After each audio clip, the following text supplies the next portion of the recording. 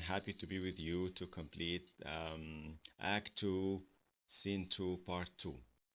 In the last part, we expressed our interest that Romeo, it happened that he went to the orchard of Capulet's house, and it happened that overheard Juliet talking about her admiration to him and how she admired him. He waited there, he concealed himself, he didn't show up until he heard her talking about his love and then he appeared to her. She was surprised and we discussed a question about this. How feeling did she have? A feeling that my someone of her relatives could have heard her talking about her love to a person who belongs to her, enemies. Also, on the other side, if they have heard the name Romeo, the person she loved, would be in danger. He appears to her, and both of them expressed their love to each other. Then Juliet warns him if they do see thee, they will murder thee. So she warns him if her relatives, cousins, and the people at her house finds Romeo inside the orchard of the Capulet, he will be in danger. His life will be endangered.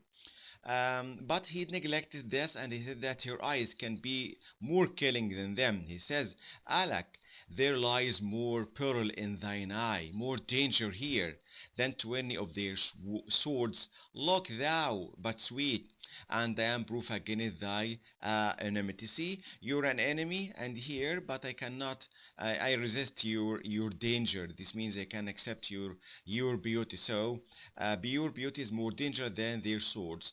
I wouldn't for the wallet. They saw thee here. So again, she warns him and asks him to leave. This takes us again to the idea of the conflict between the two families, the Capulets and the Montague, the family of Romeo and the family of Juliet, and reminds us again of the burial plots that takes place during this drama. Then he goes to, as usual, Romeo's character is painted with lots of exaggeration and hyperbole. He says, I have a night cloak to hide me from their sight. So here again, he uses extra acting or overacting or exaggeration, hyperbole. He uses words that cannot happen in real life. He claimed that he has a kind of night cloak, a night dress, something to cover him, um, so that the other people, I mean his enemy, cannot see him, and he's not in danger. Then they go with their exchange of love until the point that Juliet expresses her kind of embarrassed. That she was embarrassed or she was shamed that she expressed her love for him or he overheard her expressing her love. This is a kind of insult for her, and she doesn't want him to feel that she's, an easy woman or that she's rush. At the very end of this part, swears that he swears her love by the moon, lady, by yonder blessed moon, I swear. So she warns him against swearing by the moon. Look at these lines. Oh, swear not by the moon, the inconstant true moon, that monthly changes in her crippled orb, lest that they love prove likewise variable. Oh, please do not swear by the moon. You know why? The moon is changed every month, and I'm afraid that if you swear by the moon, your love could be changing like that. So she asks him not to swear by the moon. And for this part, we can feel a kind of future, anticipation that Juliet feel that this relation could be in danger. If my heart's dear love, well, I do not swear, although I joy in thee. I have no joy of this contract tonight. Now, I can say that and I can swear back to your love, but let's not rush. I have no joy of this contract tonight.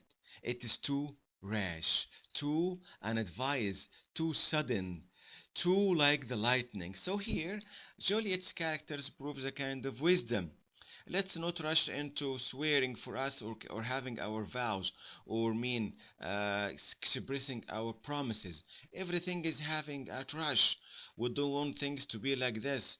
Our relation now is similar to lightning. Lightning is violent and is fast and is not anticipated. So this relation could be in danger, could not be go on as it starts. Then again, he urges her to exchange his love. Or wilt thou leave me so unsatisfied? Now you'll go and see me he leave me unsatisfied here. So she asks, what satisfaction do you like? How can I make you happy? He would like to hear that she loves him again. He would like to hear her loves a faithful vow for mine. Then she said, I gave you mine. You overheard me talking about your love without you requesting this. It happened. Um, it already happened to you. So relax and let's have a kind of prudence. Let's wait until things are going on and in the right order. Oh, blessed night. She says good night and leaves because she feels that someone is coming closer. Oh, blessed night. I'm afraid being in night. Um, this is but a dream. Again, he shares here the idea. He seems that we are in a dream. It's night. Is this a dream? This is Romeo's speech. Also, she compared the relation here as lightning. So they both agree that things are going haste here, and they may be not doing the same thing to express their promises now.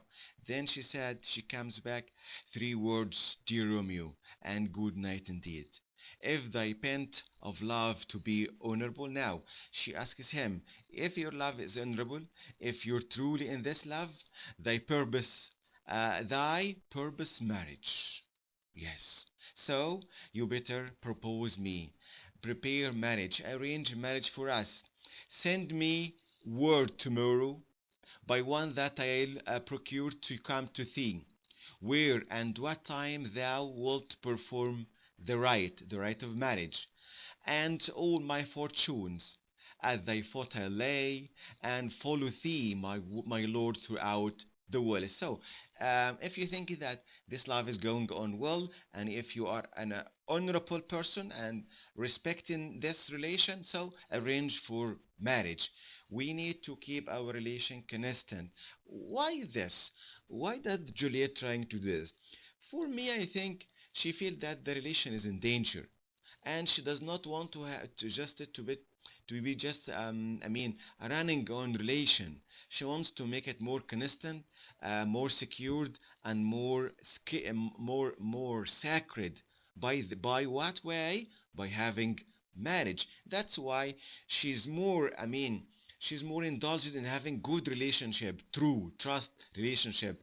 This also may take us back again to the conflict between the two families. She may be worried, and of course, she worries that this relation couldn't go on well because of the disputes between the two families. That's why again here she urges him to arrange marriage. Thy purpose, marriage, and then tomorrow I'll send you someone from my side, someone I trust, to tell him where and what time will we do this. So they agree for this, and again, she's called from inside. The nurse calls her to meet her mom. Many times she come in and out. Then she said, "What clock tomorrow shall I send to thee?" Romeo said, "By hour 9." So tomorrow the time will be 9. She will send one of her side to get the more details about his arrangement to get this relation into something that is secure and faithful, something that ties them together, which is of course marriage. Then she departs, promising him that things will be in order. Romeo here back comes to his senses. Now, what should he do now? Yeah, after expressing his affection to Juliet, expressing his love to her, she comes back to his conscious. Now, what to do? Sleep, dwell upon thine eyes, peace in thy breast. For her, he wished her good night. Would I wear sleep and peace so sweet to rest? Hence will I to my gusty father's cell, his help to crave on my dear Hab to tell. Now, I'm going to my ghostly father, to the priest, to Friar Lawrence, the man, the religious man in his church or in his place, where to tell him my problem and seek guidance from him and try to talk to him about the relationship I started and seek his advice and also ask him to arrange marriage for me. By this, we come to the end of scene 2, act 2. And before we leave, let's consider a couple of questions together.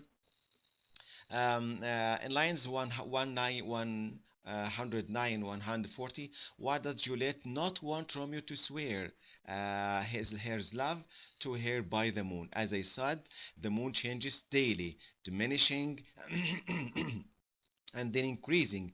Juliet wants something more constant, more dependable. Why does Juliet compare his love to lightning again in lines 118, 120? Lightning is so fast and violent, over with before one has time to even know what it's there. Why does the comparison reveal about her feeling? Um, she doesn't want their love to be the same. Happens fast and ends. She worries because everything is happening so quickly and may disappear just as quickly.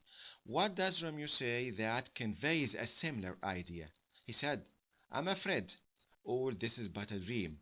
Both characters express their sense that the relationship may be moving so too fast. Again in line 142 and line 149, what does Juliet demand from Romeo? She wants him to arrange their marriage. Discuss what motivates this request on Juliet's part. As we discussed, she's afraid their families will find out and stop them from seeing each other. She wants Romeo's total commitment to a long-time union, not to a relation that burns brightly but only for a short time. More couple of questions. No, this will be the end of the part. The other questions will belong to scene 3. Well, I'll stop here, friends, and complete later, inshallah. I would like to remind you to send me if you have any questions, and remember to finish your homework on the school website. Goodbye and see you.